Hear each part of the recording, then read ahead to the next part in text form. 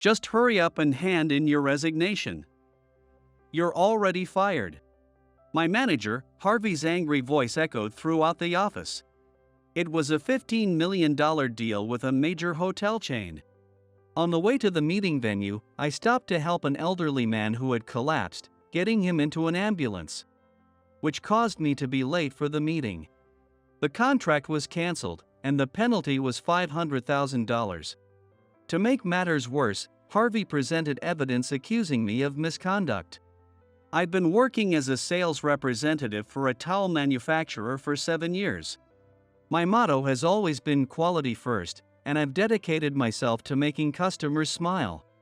But now, everything I've worked for was being completely denied. With trembling hands, I handed my resignation letter to Harvey. At that moment, I thought this was the turning point where my life would spiral downward. But then, would you consider working for our company?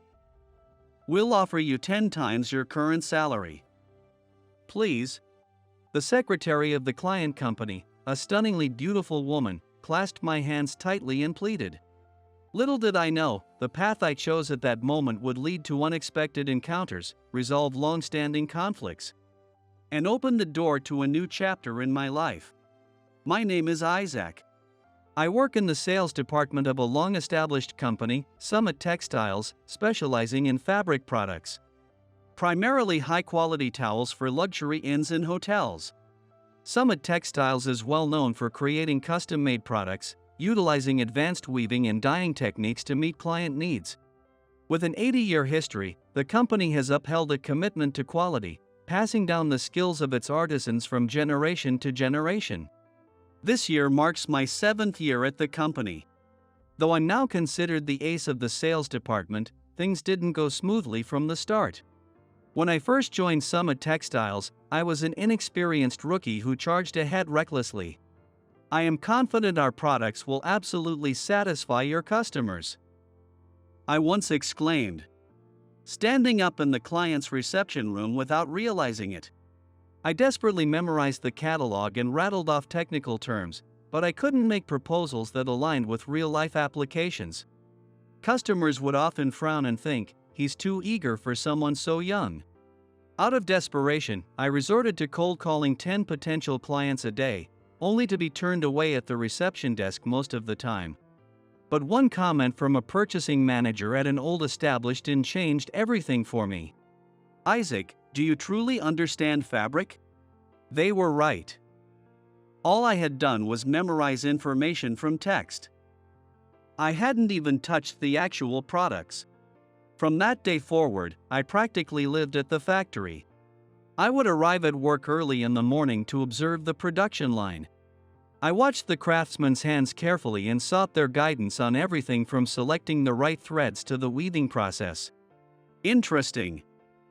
It's rare to see a sales rep so passionate, one veteran craftsman remarked. Initially, they were skeptical, but after seeing my dedication, they began sharing valuable insights. This fabric is special. It starts with carefully selected cotton from India.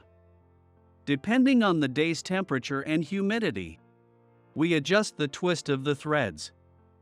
That's why it lasts twice as long as a typical towel. And you feel that unique softness against your skin? It took us 10 years to achieve that. The information the craftsman shared was a treasure trove of details that didn't make it into the catalog. The more I engaged with the products, the more I appreciated the excellence of Summit Textiles' creations. My changed attitude went beyond the products themselves. I traveled across the country, visiting hotels to observe how the products were actually used. What situations were they used in? What kind of detergents were used to wash them? How did customers react to them? I documented all these observations in notebooks, filling 5 of them in a single year. This effort paid off, enabling me to offer products that genuinely met customer needs. Isaac, your recent proposals have improved significantly, remarked Karen, my manager, one day. Indeed, my success rate in closing deals had increased. Gradually, I started earning the trust of my clients. The turning point came in my 3rd year. It was when I was entrusted with handling the negotiations with Turner Trading. Summit Textiles and Turner Trading, both fabric manufacturers, had been fierce rivals for years. However, Summit Textiles was entrusted with manufacturing the new amenity products for Turner Trading's luxury hotel, Celestia Hotels. As the person in charge of the deal, I was led to the main conference room at Turner Trading's headquarters. The room was so vast that it hardly felt like a conference room, even with its imposing and elegant meeting table. Taking it all in, I hesitated for a brief moment. "Thank you for waiting." Sean, the head of the hotel business division, entered the room. I had been informed beforehand that he was the person overseeing the launch of a major hotel chain. Behind him stood a woman with a dignified and composed presence. She was Sophia, Turner Trading's renowned and highly capable secretary. I noticed her discreetly observing me, her sharp gaze quietly assessing. After we exchanged business cards, I wasted no time and began the discussion. "Allow me to explain our proposal. Please, take a look at this first." I carefully laid out the samples one by one on the table. Spring featured a gradient of cherry blossom pink, summer evoked refreshing ocean waves in indigo blue.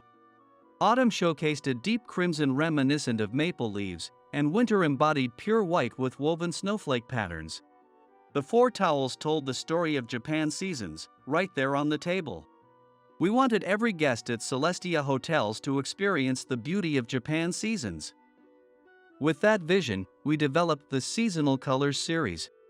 Sean picked up one of the towels, examining it with interest. Sophia leaned forward slightly, intently inspecting the fabric. "The subtle gradation in these colors is stunning." "Thank you." It took 6 months of collaboration with our craftsmen to perfect the dye blends. Additionally, with our unique weaving techniques, the towels become softer with use, while minimizing color fading after washing. I continued my explanation, presenting usage data and detailing the special weaving techniques. Sean and Sophia exchanged occasional glances as they listened intently. "This is exactly what we've been looking for. While we'll need to iron out the details regarding pricing, we'd like to seriously consider moving forward," Sean said with conviction. Sophia gave me a small nod of approval as well. This project became the catalyst for Summit Textiles' reputation to skyrocket. Custom orders poured in, and my sales numbers reached 150% of the previous year's revenue. It was then that I earned the title Ace of the Sales Department. Even now, despite the accolades, I continue to visit the factory every week. I engage with the craftsmen, brainstorming new weaving techniques and exploring product possibilities. Those moments have become a source of genuine joy for me. Never compromising on quality for the sake of our customers' smiles. Continuing to make the right choices. This is the belief I've cultivated through lessons learned on the production floor and in building relationships with clients. I believe that the right choice means doing the very best you can for the sake of others. And I'm confident that such sincerity will always reach someone's heart. One day, during our department's monthly meeting, I projected my proposal onto the screen. Recently, we finalized a contract for the manufacturing of amenities for the new in-chain Hot Springs Inn, operated by the renowned hot spring resort Tranquil Waters. This deal is worth $15 million annually across all their locations. A wave of small cheers spread through the meeting room. Hot Springs Inn has gained attention as a new style of inn. Carefully selecting the finest hot springs from across the country and reimagining Japan's traditional hot spring culture in a modern way. Our company was chosen as the manufacturing partner for this flagship project, which stands as a symbol of their vision. Securing this partnership had been a long-held aspiration for our company. We're developing original weaves for their bath towels, face towels, and yukata, which is a traditional Japanese garment, tailored to their modern Japanese brand image. Our commitment to natural materials and sustainable production processes was highly valued. In particular, our unique treatment for fabrics resistant to hot spring water aligned perfectly with their quality standards, becoming the deciding factor. As I finished my explanation, the room erupted in warm applause. However, I noticed that Harvey was the only one wearing a stern expression. He kept his eyes fixed on the documents in front of him, refusing to even glance in my direction. Humph. It's easy to brag when things go well, but don't get cocky. This was just a stroke of luck. His words brought an abrupt silence to the room. Looking up from his papers, Harvey shot a sharp glare at me. Isaac, for a deal of this magnitude, what will you do if it fails? Can you take responsibility for it? Yes, of course. I will take full responsibility for this. Oh, is that so? Everyone, did you hear that? With a smirk tugging at the corner of his mouth, Harvey glanced around the room. Then, snapping the folder shut with a loud thud, he briskly exited the conference room. The remaining employees exchanged uneasy glances. The celebratory mood from earlier had instantly turned ice cold. Lately, I felt that Harvey has been deliberately shutting me out. Even last week, his behavior was noticeably strange. It was a Friday evening, and as I worked late, I passed by the conference room on my way to grab some paper for the copier. From inside, I could hear Harvey's voice. It wasn't his usual tone for entertaining clients, but it sounded oddly tense, which caught my attention. About the inspection documents, just as usual. Yes, I understand. The amount is the same as before. No, that's not acceptable. You have to follow my instructions. Harvey was speaking in hushed tones. The door to the conference room was closed, but his voice carried into the hallway, tinged with an unmistakable sense of urgency. Just then, our eyes met through the small window in the door. Harvey's face stiffened for an instant, his expression draining of color. He immediately stood up and flung the door open with force. Isaac! Why are you still here? Go home, now!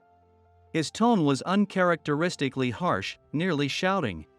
Without a word, I left the area, sensing I had stumbled upon something I wasn't meant to hear.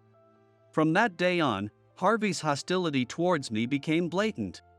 I was tasked with calculating the costs for a new product, yet access to past production cost records was deliberately withheld from me.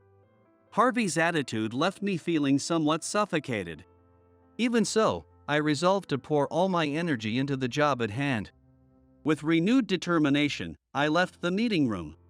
Today was the day of the final negotiations with HeartSprings Inn.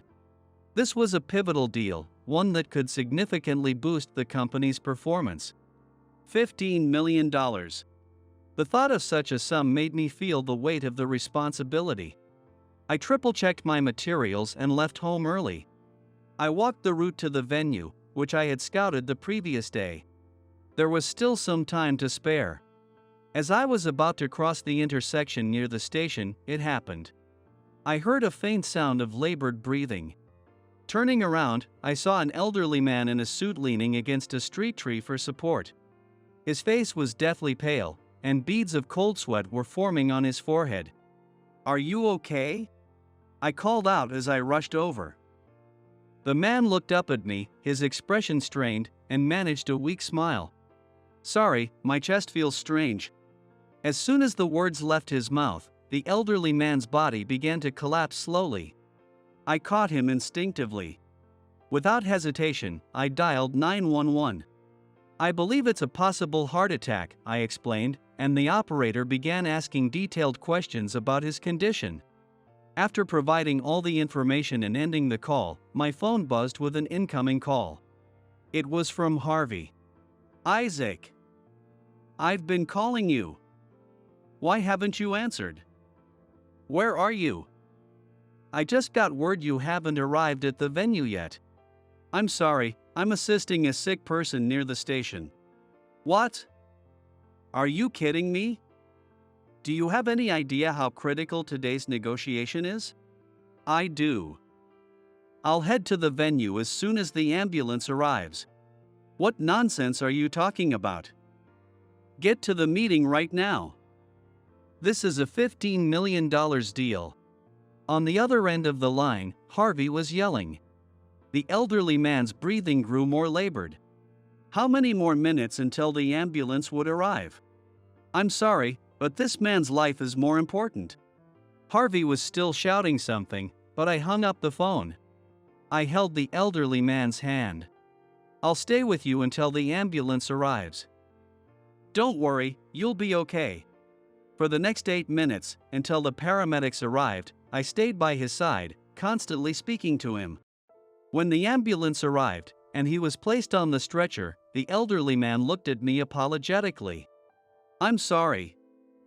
I must have made you miss something important. No, saving a life takes priority. Please take care of yourself. After watching the ambulance drive off, I quickly checked my phone. I was already 30 minutes late for the meeting. There were 52 missed calls, most of them from Harvey. I flagged down a taxi and rushed to the venue at full speed. But it was too late. When I arrived, the executives from Heartsprings Inn had already left.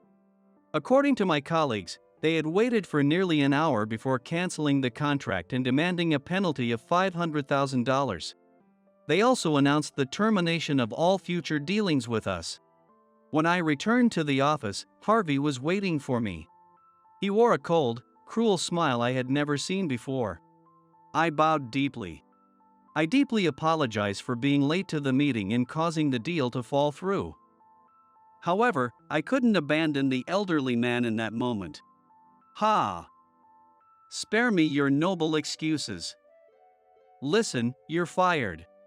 What? I couldn't believe my ears. Harvey stood up and slammed a thick file onto the desk.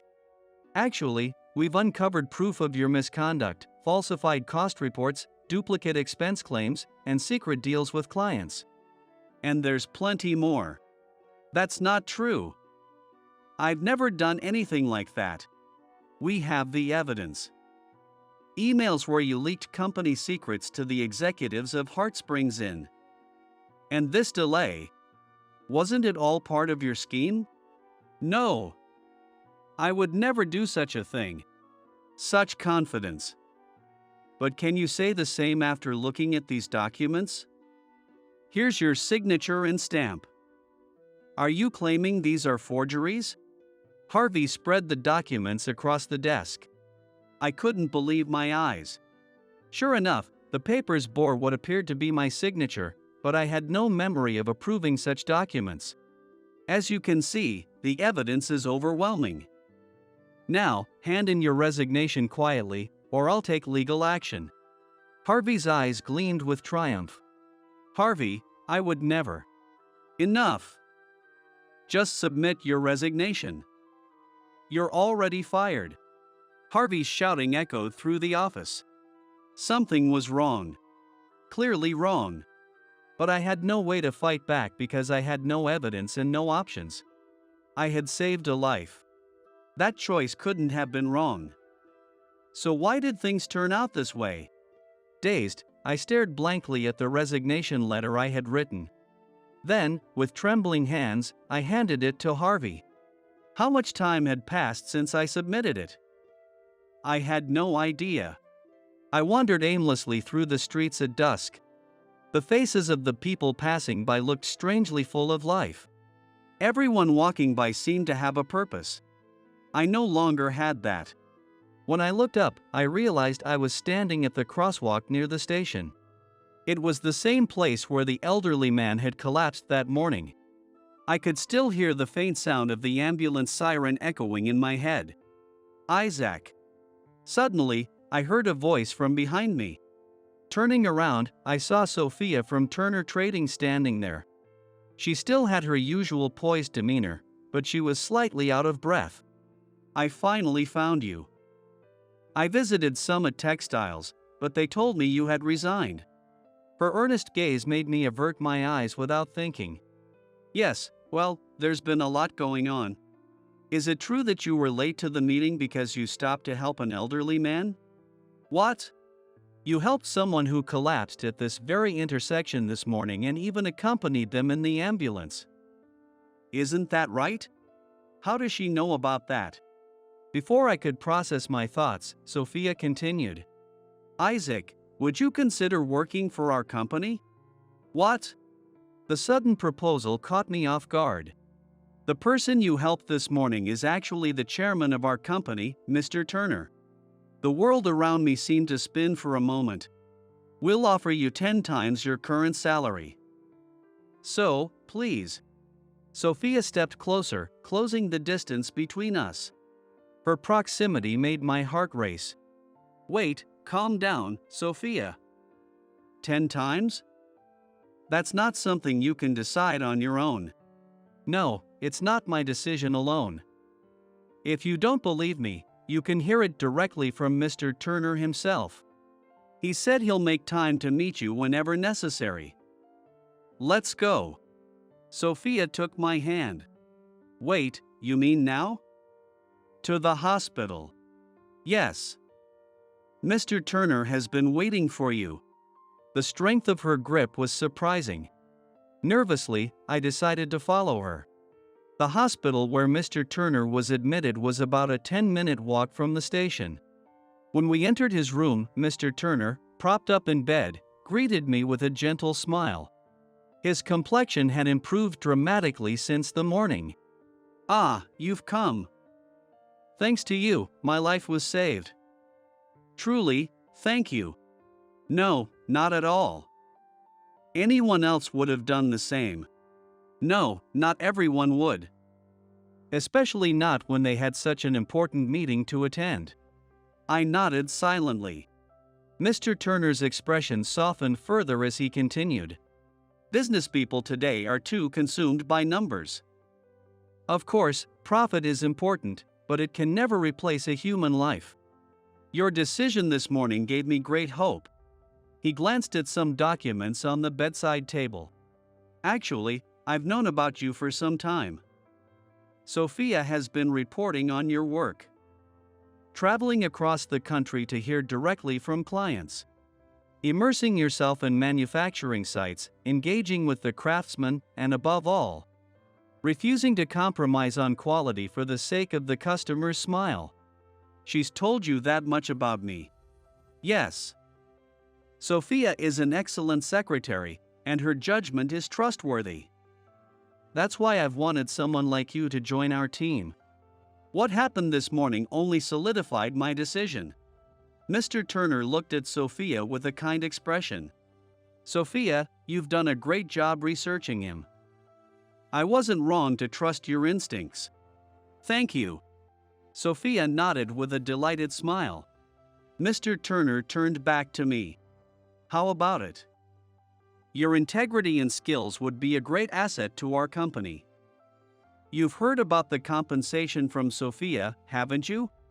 Consider it a token of my gratitude. His words brought out a question that had been bothering me all along. Sophia, why do you value me so much? Standing by the window, Sophia slowly turned toward me. The soft light of dusk gently illuminated her profile. It's because you changed me, Isaac. What? Do you remember when we worked together on the Celestia Hotels project? At first, I thought it was just another new initiative. As a secretary, I intended to handle it routinely and dispassionately, like any other task. Sophia began speaking quietly, her gaze drifting to the view outside the window. From the day I joined the company, I'd been a secretary who simply completed the tasks assigned to me. Every day felt like a repetitive cycle, passing without much thought.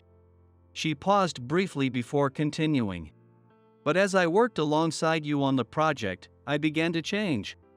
Watching you carefully analyze each piece of survey data I collected and transform it into something tangible for the customers, and seeing you not just rely on data but stay at hotels yourself to personally observe customer behavior, your sincere approach to work shook something inside me. Sophia's voice trembled slightly. What stood out the most was when you tested the prototypes. Normally, people would just review the quality assurance reports. But you said you'd take the sample home and actually use it overnight. When I asked why you'd go that far, you told me. To truly stand in the customer's shoes, I need to experience it myself. Those words left a deep impression on me. She turned to face me. Her eyes shone with a strong sense of determination. I started questioning why I worked. Was I just moving on autopilot, or could I think deeper and focus on what truly matters? I wanted to be like you, doing work that genuinely benefits others. From then on, my approach to work changed. I didn't just collect customer surveys. I read into each one's intent and emotions. Through that, I began to understand what true hospitality meant. Sophia looked directly at me. And this morning, when I heard you had helped Mr. Turner, I became certain. Your actions aren't just idealistic, but they're driven by a sincere belief. That's why I was so shocked to hear you resign to take responsibility. I couldn't bear the thought of losing someone I truly respect in such an unjust way. That's why I searched for you so desperately. Silence filled the hospital room, broken only by the soft hues of the setting sun. I noticed a small tear glinting in Sophia's eye.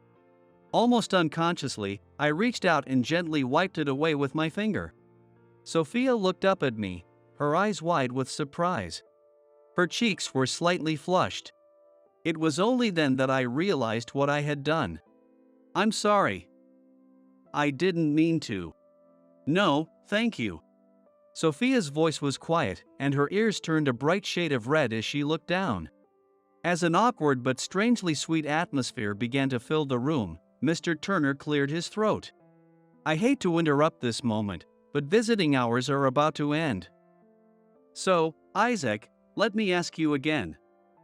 Will you walk this new path with us? After hearing Sophia's story, I'm more certain than ever that my instincts were right. We need someone like you. Someone with integrity and conviction. Mr. Turner's words snapped me back to reality, and I stole a quick glance at Sophia. Her gaze was filled with hope and anticipation. Taking a deep breath, I replied, "Yes. I'd be honored." My voice carried no hesitation, surprising me too. Mr. Turner nodded with satisfaction. "Thank you. Sophia, I'll leave his orientation to you starting tomorrow." "Yes, Mr. Turner." Sophia's voice was unusually cheerful. As I gazed out at the city enveloped by the night, I thought about what lay ahead.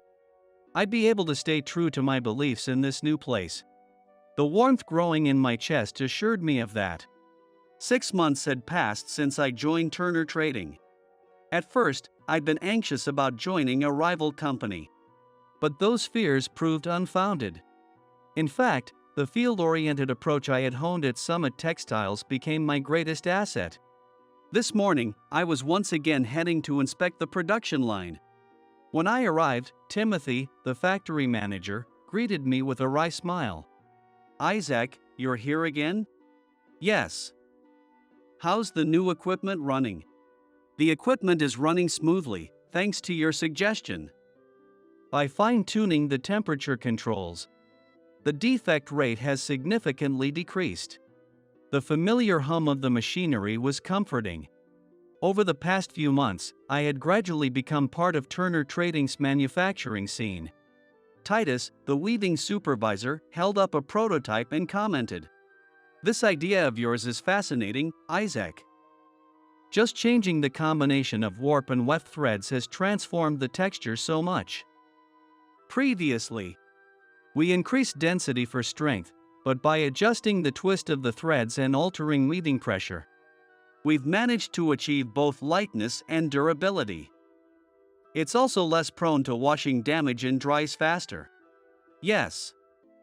It was a concept shelved at my previous company, but I thought it might be possible with the advanced equipment here. I'm glad we tried it. This could cater to high-end airline demand as well. Titus admired the fabric under the light, nodding in appreciation. When I returned to the office, Sophia approached me.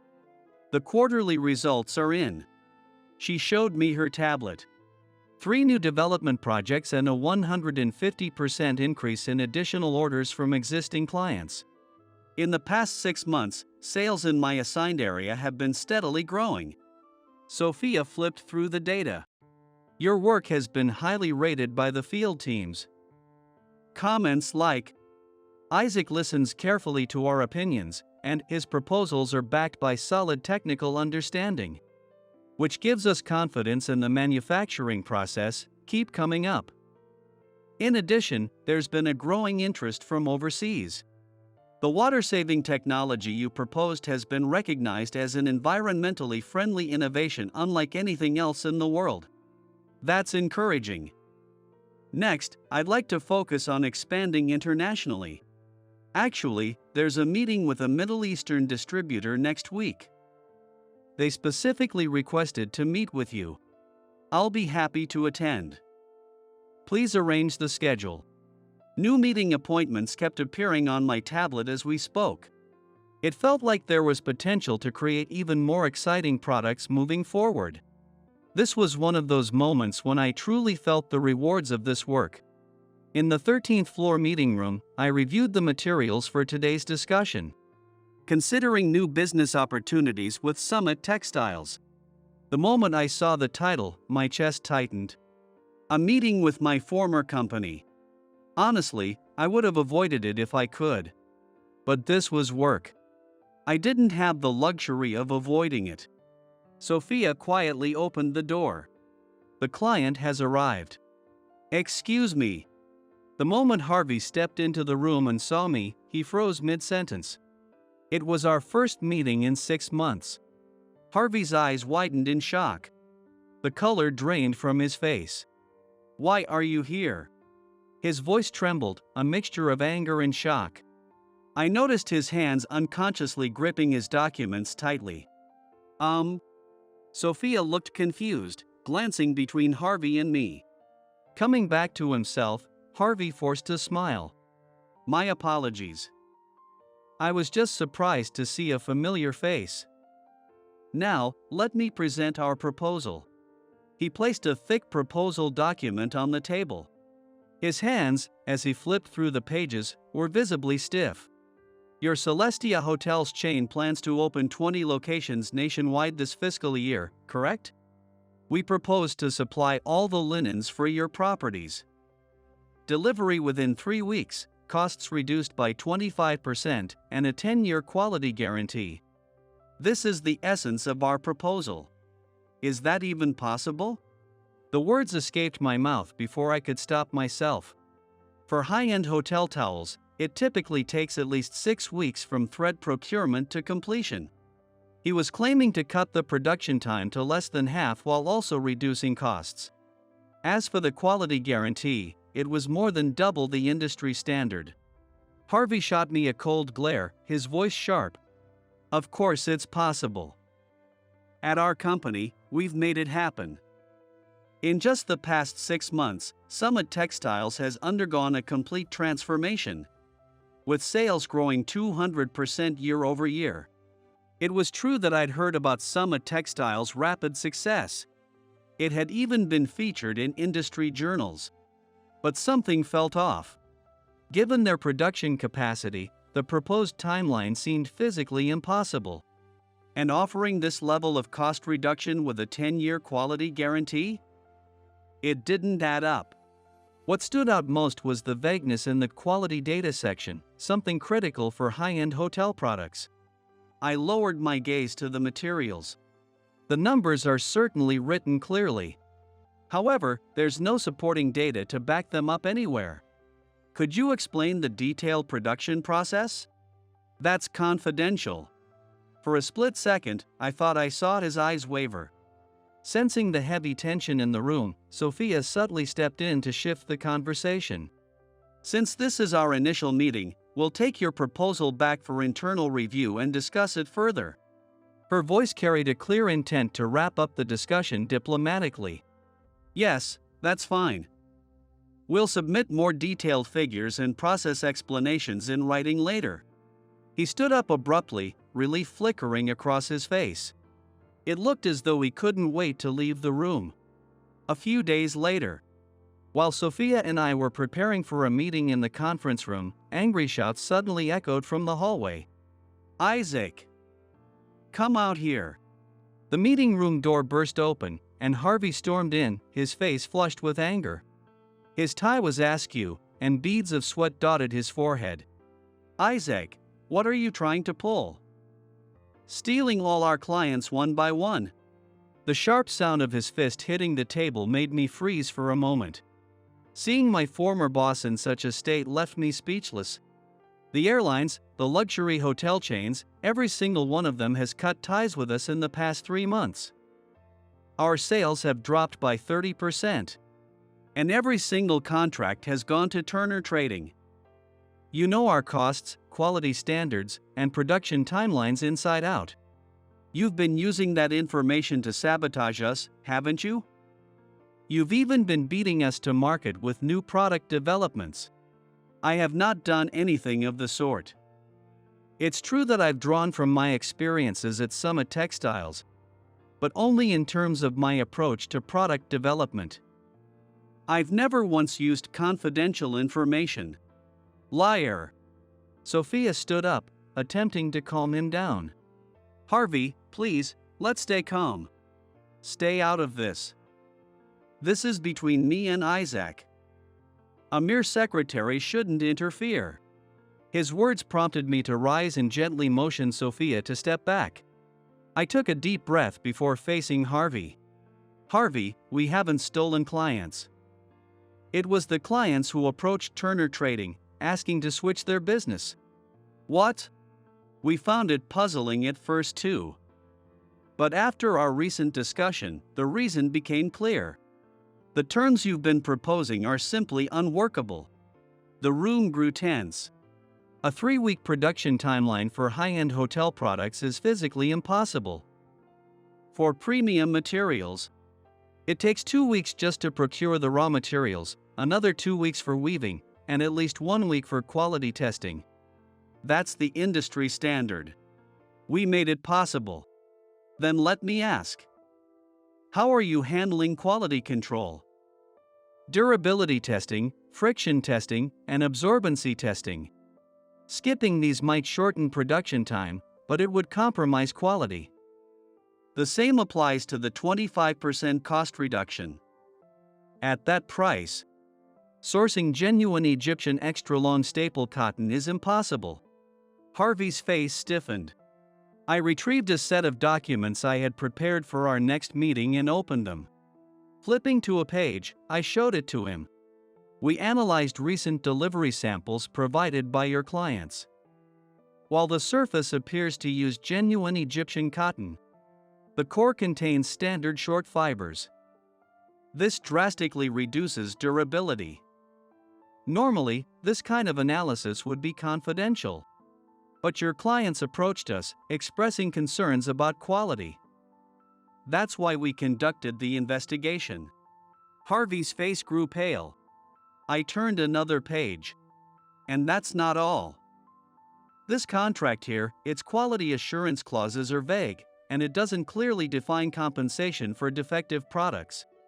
This would leave clients in a difficult position if issues arise. I pulled a single document from the stack of materials in front of me. And here is your company's cost calculation sheet from the last meeting. It shows that the procurement cost of thread was recorded at 1.5 times the market price. Where exactly did the difference go? Stop it. Harvey's voice trembled. But I paid no mind and continued, calmly yet firmly. The difference was recorded as part of the cost of production for fictitious orders, then funneled into backdoor deals to bypass quality inspections. By cutting corners like this, you reduced costs and shortened delivery times. Meanwhile, you provided customers with contracts that waived their right to file claims, ensuring your company bore no responsibility for any problems. Harvey, does Mr. Adams, the president of Summit Textiles, know about these practices? If this kind of deceit continues, it will ultimately hurt the customers and damage the entire industry's trust. Harvey's face grew increasingly pale. What do you know? I know because I've worked on the ground. I've seen the pride and skill of the craftsmen. Betraying that with practices like these is unacceptable. Shut up. This is how business works. You have to turn a blind eye to some things. That's the way adults do it. Harvey shouted. I looked straight into his eyes. Precisely because it's business, we must be honest. Betray a customer's trust, and it will come back to haunt you. What's happening now will inevitably come to light. The room fell silent, the tension thick. Sophia watched our exchange with bated breath. Harvey's expression shifted from anger to confusion. He ruffled his hair in frustration. Damn it! I didn't think you'd go as far as analyzing the products. And after all the trouble I went through to fabricate evidence and get you fired. What? I widened my eyes at his unexpected confession. Still shaking, Harvey continued. You heard me on the phone arranging the forgery, didn't you? You were always poking around on the production floor, talking to the craftsmen. And you were unervingly sharp about cost calculations. I knew you'd eventually figure out the fraud. That's why I had to get rid of you. You fired me over something like that. My words seemed to flip a switch in Harvey's expression. Something like that, you say? You wouldn't understand. In this industry, you don't climb the ladder without results. Nobody cares about the details as long as the numbers look good. I've worked my ass off to reach the top. If it means cutting quality, inflating costs, or taking kickbacks, so be it. That's what it takes to make it in this industry. The sound of his fist slamming the table echoed through the room. At that moment, the door quietly opened. What's all this noise about? A calm voice filled the room.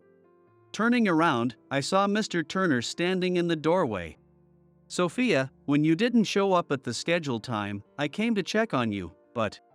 Mr. Turner's words trailed off. He had noticed Harvey's presence. Harvey. At the sound of that voice, Harvey's body stiffened. The color drained from his face. His lips trembled. Father. The word escaped his lips in a barely audible whisper. Mr. Turner is Harvey's father. A heavy silence settled over the room. The two men stared at each other as if time had frozen. Harvey's hand unconsciously gripped the edge of the table. As if being pulled back into old memories, he stared at Mr. Turner with vacant eyes. What a coincidence to meet you here. Perfect timing. Listen up, I'll tell you how I clawed my way up after you abandoned me. At that moment, the emotions Harvey had suppressed for years burst forth like a dam breaking. Harvey lost his mother when he was very young. In a stark white hospital room, he held her hand tightly. At just 6 years old, he couldn't understand why his mother's face was growing pale or why the nurses were rushing around so frantically. All he could feel was the coldness creeping into her hand, a sensation that etched itself deeply into his heart. Harvey. I wish I could have held on a little longer. I'm sorry. His mother's frail voice echoed through the hospital room. Those were the last words she left for Harvey. After her death, Harvey was taken in by his maternal grandparents. Even though he had a father, Harvey couldn't understand why he wasn't with him. One day, while knitting, his grandmother explained gently. Your father, he's too busy running the company. He said he doesn't have the capacity to take care of a wife and child. Did my father abandon me? His grandmother didn't answer. She simply stopped knitting and gently stroked young Harvey's head.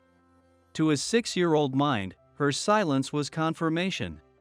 From that moment, the memory of holding his mother's hand in that sterile hospital room began to transform into a burning desire for revenge. Harvey enrolled in a commercial high school and later studied business administration at university. He had one clear goal: to exact revenge on his father and Turner Trading. The company he chose over his wife and son, the Turner Trading he cared for more than his family. I'll destroy it. Then he'll know how it feels. With this resolve in his heart, Harvey applied to Summit Textiles after graduation. During the interview, he played the part of an ambitious young man. I'll make Summit Textiles surpass Turner Trading. Unbeknownst to them, his words were a declaration of revenge. After joining the company, he was always the first to arrive and the last to leave. He consistently ranked at the top in promotion exams. Clients highly valued him, and he delivered one success after another. Eventually, he rose to the position of department head. However, it was around this time that Harvey's performance began to stagnate. Meanwhile, Turner Trading's profits continued to climb steadily. Seeing the gap widen, Harvey grew increasingly anxious, realizing that instead of achieving his revenge, the distance between them was only growing. What am I missing?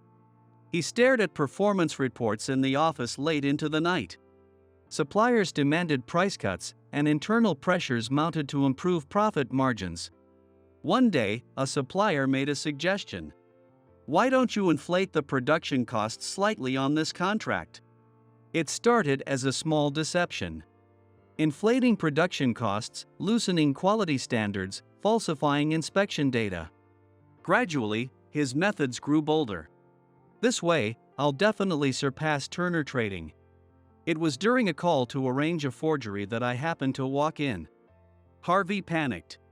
Of all people, Isaac had to hear me. If this keeps up, he'll uncover everything. Driven by fear and desperation, Harvey decided to force me out of the company. Late one night in the meeting room, he sat before an envelope. Inside was a collection of old invoices he had obtained from the accounting department. If I alter these, I can fabricate all the evidence I need. Inflated expenses, duplicate travel claims. His hand trembled slightly as he wielded the pen. He rewrote figures and forged stamps. The guilt gnawed at him momentarily but was quickly brushed aside. This isn't enough. From his desk drawer, he retrieved data that he had secretly copied from my computer and emails sent to external contacts. He altered the recipient and contents to make it appear as though I had been in close correspondence with Heartsprings Inn. He went as far as fabricating file names to suggest I had shared classified information, such as quality data and cost calculations. Finally, he crafted a fake contract stamped with a forged seal resembling mine. It was the ultimate piece of evidence, framing me for breach of confidentiality. Moreover, a perfectly timed opportunity presented itself to Harvey. I was late to the critical negotiation with the Heartsprings Inn group. As a result, the deal was cancelled. It's as if the heavens are on my side. Isaac ruined the negotiation and caused massive losses for the company. With this, no one will question the forged evidence. It's perfect. Amid the commotion in the office over the cancelled contract, Harvey wore a sinister smile. Having recounted everything in one breath, Harvey let out a long exhale. Then, he turned a sharp glare toward Mr. Turner. I hate you. My mother's last words were, I'm sorry. She apologized for leaving me behind. But the one who should have apologized wasn't her. It was you. Mr. Turner's face clouded with pain. You never visited her in the hospital, not even once. On the day of her funeral, you didn't show up. You were too busy running your company. Weren't you? You didn't care about us, no, you probably thought we were a burden. That's why you didn't take me in. Harvey's bitter smile deepened as he continued. My mother lost her life because she was trying to protect your company. I could never forgive you for disregarding her life. That's why I decided I would surpass you and destroy your precious company. That became my life's purpose. Tears gleamed in Harvey's eyes. The resentment in his voice sounded as though it had been nurtured from childhood, growing heavier with each passing year. Joining Summit Textiles was all part of my plan for revenge. I worked hard, climbed the ranks, and reached this position. I didn't care what methods I used, be it fraud, forgery, or worse, it was all for one purpose: to bring you down. As Harvey finished his confession, he was left gasping for breath, as if he had expended all his energy. His face reflected a mix of anger, sorrow, and an indescribable complexity of emotions. At that moment, Sophia stepped forward. Mr. Turner, I apologize. I know you asked me not to say anything, but I believe it's time to share the truth. Sophia's usually composed voice trembled slightly. Mr. Turner closed his eyes and gave a small nod. Taking his signal, Sophia looked directly at Harvey, her gaze unwavering.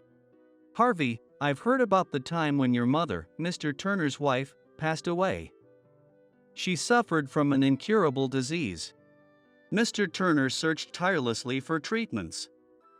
He consulted doctors worldwide and tried every possible option. He visited the hospital every day. But ultimately, she couldn't overcome her illness. Harvey's expression shifted subtly. I was asked not to reveal this, but I believe you have the right to know. Your father, Mr. Turner, did everything he could to save her. A heavy silence settled over the conference room. The long years of distance between father and son made the quiet even more profound. And regarding why you weren't taken in by Mr. Turner, I'd like to explain that as well. Sophia continued cautiously. Harvey's gaze snapped toward her, his eyes searching for answers. Sophia took a deep breath and chose her words carefully. Your mother's parents were strongly opposed to her marriage to Mr. Turner from the beginning. They thought he was too young and unstable as a businessman. Despite their objections, they married, but the tension never disappeared. Mr. Turner's face twisted with the memory of that pain. After your mother passed away, your grandparents insisted, we will take Harvey in. Someone consumed by the business cannot care for a child. They demanded that Mr. Turner sever ties completely. My grandmother said that. Harvey's voice trembled. Yes. Mr. Turner tried to persuade them, but they refused, saying it was karma for causing their daughter's death. Even his request to have occasional contact with you was denied. The only thing he could do was watch over your growth from afar. Harvey's expression was overtaken by surprise at Sophia's words. She stepped forward, meeting Harvey's gaze directly. In her eyes burned a steadfast determination. However, Mr. Turner never abandoned you. When you wanted to attend a commercial high school, he anonymously covered all your tuition through a scholarship. The same was true for your university education in business administration. You might believe you achieved everything through your own efforts, but the truth is, he was always there, supporting you. That can't be. Harvey's voice shook. When you joined Summit Textiles, Mr. Turner was worried but said, if it's the path Harvey chose, it must have meanings. He chose to continue supporting you from a distance. With every promotion, he celebrated silently. That's my son. A hard worker, just like me, he'd say. But he couldn't tell you any of this. All he could do was quietly watch your progress. Sophia's voice grew stronger as she spoke. Tears streamed down Harvey's face. Sophia turned to glance at me briefly before returning her gaze to Harvey. And the man who saved Mr. Turner's life, your father's life, was none other than Isaac, the one you wrongfully forced out. Despite the critical importance of his business meeting, he sacrificed everything to save a life. That act reflects the very value your father has cherished, compassion for others. Yet, you framed and exiled Isaac, the person who embodied the heart your father values most. The room was enveloped in deep silence. Harvey's shoulders began to shake as his tears continued to fall, his emotions overwhelming him. Father. The words escaped Harvey in a hoarse whisper. This wasn't how it was supposed to be. Harvey's words faltered, and he lowered his head. Tears quietly streamed from his eyes. I've been so wrong all along. His trembling hands covered his eyes, his voice shaking with emotion. Father. I've been wrong all along. The words escaped him in a hoarse whisper. It was the voice of a child seeking comfort from a parent. I've hated you for so long. I blamed you for everything, losing my mother and leaving me behind. I thought it was all your fault. But I didn't know anything. I didn't know you tried to save her. I didn't know you wanted to take me in. And I didn't know you were watching over me all this time." With a trembling voice, Harvey spoke these words as he bowed deeply. "I'm sorry. My hatred for you drove me to do unforgivable things. I committed fraud to boost the company's numbers. I drove Isaac out of the company with fabricated evidence, all to get revenge on you. But I was wrong. My actions hurt innocent people, including the man who saved your life. I'd been such a fool." Harvey's words faltered. At that moment, Mr. Turner's large hand gently rested on his son's shoulder. "Harvey, the one who should be apologizing is me." At the sound of his father's voice, filled with deep affection, Harvey lifted his face. "Father, I failed to protect you. I couldn't save your mother, and I couldn't hold on to you. As a businessman, I was able to secure the livelihoods of my employees, but I failed at the most important thing, bringing happiness to my own family. Watching you grow from afar, unable to be by your side, was a torment I can never describe. But that was the price of my own failings." Mr. Turner gazed at Harvey, his eyes brimming with tears, ready to spill over at any moment. Large tears rolled down Harvey's cheeks. "Father, please, let me start over. I'll return to Summit Textiles and reveal all the wrongdoing.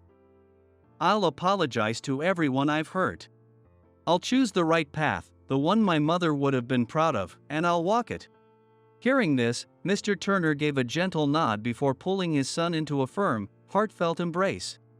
For the first time in decades, father and son were united by a genuine bond. Sophia and I watched the scene in silence, moved by the reconciliation before us. The golden light of the setting sun streamed through the conference room window, casting a warm glow on the two of them. Harvey turned to me. "Isaac, I owe you an apology as well. My foolish actions caused you so much pain. There's no need. I understand your feelings now." Sophia quietly opened the door to the conference room. Gently encouraged, Harvey stepped out into the hallway. As I watched his retreating figure, I silently wished for him to find his way down the right path. 3 months passed. At Summit Textiles, a large-scale internal investigation was launched following Harvey's revelations. He confessed to all the wrongdoing without hiding anything. Taking full responsibility, he stepped down from his position and chose to start over from the factory floor. This time, I want to truly honor the dedication of the craftsman. On the factory floor, Harvey's expression no longer showed the desperation or resentment it once did. He approached each step of the process with sincerity, determined to regain the trust he had lost. Gradually, Harvey also began rebuilding his relationship with his father, Mr. Turner. At a recent technical exchange event, where craftsmen from both companies showcased their skills, Mr. Turner sought Harvey's opinion. "Harvey, what do you think of this weaving technique? There's still room for improvement in balancing sustainability and quality." Seeing his son's passionate engagement, Mr. Turner nodded with evident satisfaction. It seems Harvey has truly found his way back to the right path. Sophia murmured softly with a smile. I nodded quietly. Even if one strays from the path, the courage to recognize their mistakes and make amends ensures they can always start anew. Harvey's transformation spoke volumes about that truth, more eloquently than words ever could. Meanwhile, my work at Turner Trading was going smoothly. Since the incident with Harvey, my dedication to the field had garnered recognition from Mr. Turner. I was now entrusted with large-scale projects in the Middle East and Southeast Asia. Isaac's proposal for the eco-friendly new material has received high praise, Sophia said, spreading out the reports. Her satisfaction was evident as she reviewed the sales figures, which had increased by over 200% compared to the previous year. Sustainability isn't just a buzzword, is it? One of the new employees remarked in awe. I smiled. No, it's not. Balancing environmental considerations with quality may seem like contradictory goals, but achieving both creates true value. Mr. Turner had been watching over my work with warm approval. Thanks to Isaac, our company has started to change. During the recent management meeting, I felt a bit embarrassed when those words were said. Still, I felt a sense of fulfillment. Prioritizing quality while being environmentally conscious. It's by no means an easy journey. But by sincerely engaging with the craftsmen and continuously listening to the voices of our customers, I believe the answers will always reveal themselves. With that conviction, I head to work every day. On my desk lay a stack of proposals for new projects. Yet, even with everything appearing to go smoothly, there was still one thing I had yet to resolve. After work, I mustered my courage and approached Sophia at her desk. She was organizing some documents. "Sophia, do you have any plans for this evening?" She gracefully lifted her gaze. "No, nothing in particular." "Then, would you like to join me for dinner?" "Oh, yes, I'd love to." Sophia quickly tidied up her documents, grabbed her bag, and stood beside me. We ended up at a restaurant near the office. After finishing our meal, as the coffee was served, I decided to broach the topic. "Sophia, I want to thank you again for that day when I was forced to leave Summit Textiles. If you hadn't found me at the station and searched so tirelessly, I wouldn't be where I am today." The rich aroma of coffee rose from the white cup. Sophia gently lowered her gaze. "Not at all. I just didn't want you to be unhappy." "No, Sophia. You also helped mend the relationship between Harvey and Mr. Turner. You created the opportunity to clear up years of misunderstanding. And because of that, the suspicions against me were cleared. It's all thanks to you." Sophia's eyes shimmered with emotion. "Do you think I've been able to help someone? Have I become someone like you, Isaac?" To that question, I answered without hesitation. "Sophia, you've changed my life. And I hope we can continue to help others together from now on." "Isaac." Her cheeks flushed faintly. The soft restaurant lighting gently illuminated her profile. She wasn't the composed secretary I usually knew, but a charming woman, full of warmth. "Sophia." Her eyes wavered slightly. "I love you, not just as a colleague, but as a woman. Will you walk through life with me from now on?" "Yes." "I love you too, Isaac." Atop the table, our fingers intertwined softly. Outside the window, a sky full of stars glimmered. In life, there are moments when doing the right thing doesn't seem to pay off. I had missed an important meeting to help a collapsed elderly man. As a result, I lost my job. At that time, I doubted countless times whether the choice I made was truly the right one. But a path chosen with conviction will always resonate with someone's heart. The decision to prioritize a human life moved both Sophia and Mr. Turner and ultimately led to reconciliation with Harvey. To do the best you can for others. That sentiment will always reach someone. I firmly believe that.